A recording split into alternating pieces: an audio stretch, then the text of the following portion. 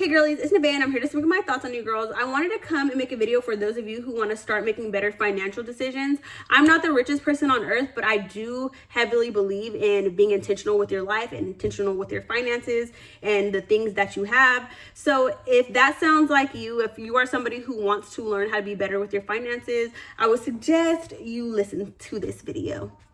Anyways, I wanted to just come in, especially speak to other young women, because I think, I really want to see a lot of young women, being independent. And I'm not talking about hyper independent to where you feel like you can never lean on another human being, but just independent in the way where you can live a comfortable and a secure life on your own if you wanted to. I think that is super important as a woman for anybody, but I'm talking to the girls right now. I think it is super important to be intentional and to have that security in yourself and to know that you are capable of doing good things financially for yourself. And, and to know that you are capable of something, it is important to practice it, because you don't get good at something and then do it. You do something and then, get good at it. So I wanted to start off by saying that you can build a lot of confidence whenever it comes to your finances, but it just has to be something that you practice being intentional with. With that being said, you guys are going to see me looking down a little bit because I took some notes and I wanted to make sure that I hit a few points. If you guys see me looking down, that's what I'm doing. But I just wanted to come and start off by saying sometimes whenever it comes to finances, people spend a lot more than that they realize that they're spending. It's so easy to spend more than you realize that you are spending if you're not keeping track of it. So number one, I would recommend you keep track of everything that you are spending, all of the money that you're getting, keep track of your bills, keep track of how much you are saving. That is really important. But I do want to tell you guys that I understand how difficult it could be to not spend in a time where you are so young. At any age, it could be easy to spend, and you could, want that validation of keeping up with everybody else. But especially when you're young, I think a lot of younger people struggle with wanting that validation, wanting to have the nicest cars and the nicest clothes and all the designer this and all the designer that and the newest phone and the newest and everything the newest. Well, there's nothing wrong with wanting things that are new, but you have to ask yourself, what do I need and what do I not need? Because sometimes maybe your old phone broke and it makes the most sense for you to get the newest phone, and you know that you could afford to get that phone and you will be okay. But if you are somebody who needs to get the newest phone, the newest car, the newest laptop, the newest shoes, the newest every single thing, before you know it, you're going to realize, wow, all this money that I spend items and things that are not going to the grave with me is money that could have went spent towards an investment, spent towards comfortability, spent towards me not having to work so hard. Because the life that you live now is the life that's going to fund your future. Are you living a life that can fund your future? And if you're overspending, chances are you are not living a life that can fund your future.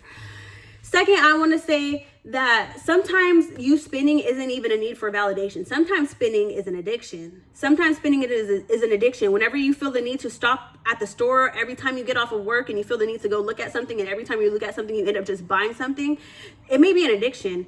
Every time you get food that you want when you're on your way home, or food that you're getting on your lunch because you keep telling yourself, I didn't bring any food, when you could be more intentional and pack a lunch, or intentional and, make sure you have a snack for whenever you're at work.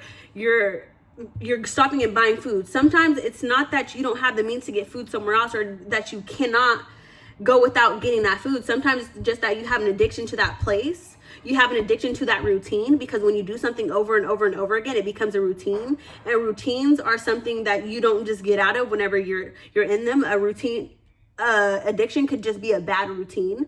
So sometimes you have to ask yourself and evaluate your life and be like, okay, what am I spending money for? Am I spending it towards wants? Am I spending it towards necessities? Am I spending it towards validation? What am I spending it for? Third, I want you guys to reframe your guys' thoughts on money. I don't want you to always think about like money is the thing that I gotta have it. I want you to understand that money, sometimes you're not always going to have a lot of it, but if you are smart with it, it can work for you. Whenever I say that, I just mean the life that you're living right now, regardless of where you're making money from, Make sure that you are living below your means. And even if you are not making a lot of money, feel like you are abundant, because you could be making minimum wage or you could be making $18 an hour. But if you can find a way to live below your means, if that means you still live with your parents and your parents allow you to save, or you get a car, but make sure the payment is not too high, or, you, instead of buying so many clothes throughout every single month, you spend less money on clothes or less money on food, and you tell yourself, okay, I'm going to sit here, I'm going to budget, I'm going to make sure that, yes, I get my bills paid or my responsibilities paid for, but I make sure that I'm putting money to the side and saving so I can have cushion money and so I can eventually have investment money. Because in order to invest into your future, which can look like you buying a course and learning a skill, or you starting a business, or there's so many things you can invest in. But sometimes the more money you have, the more investing you can do, or the better investments that you can do. And it is so important to have money to the side for cushion money, such as emergency, or, in anything you may accidentally need. Say you have a car and something happens, you need emergency money, of course, but you also need money where you can invest and, fund your future. But in order to do that, you need to be intentional with your money. As a young adult, it is so easy to spend. It is so easy to get caught up in spending. But I am telling you, if you could sit there and lock in and just think about your future and think about how important it is to be intentional right now, you could really, really, really, really, really fund your future. You could really, really, really get out of a hole. You could really create your dream life. You could get to the point where you have your own house one day. You have a paid off car, you're comfortable. You're not living every single month, oh, I need to make money for next month. I need to make money for next month. It is tiring to live like that. You know what I'm saying? Nobody wants to live like, oh, I need money for next month. If I don't make the money this month, I'm not going to have money next month. A human being shouldn't even live like that. We should be able to live where we're like, okay, I know that if anything happens, if I got sick or something, I have money, and I wouldn't have to sit here and think, oh my God, 5 days of me not working means I can't pay rent next month. We shouldn't live like that. We should be able to have money saved and money to the side in case of emergency, in case of any mishaps, and even to invest so we could live a comfortable life without having to live check to check every month. And it is so important to think like this when you're young. It's so easy to want to wait till you're older and be like, I'm going to figure it out when I'm older. A lot of people say, live life in your 20s, live life in your 20s. I'm telling you, lock in your 20s. You lock in your 20s, you damn sure are going to be living life in your 30s and for the rest of your life.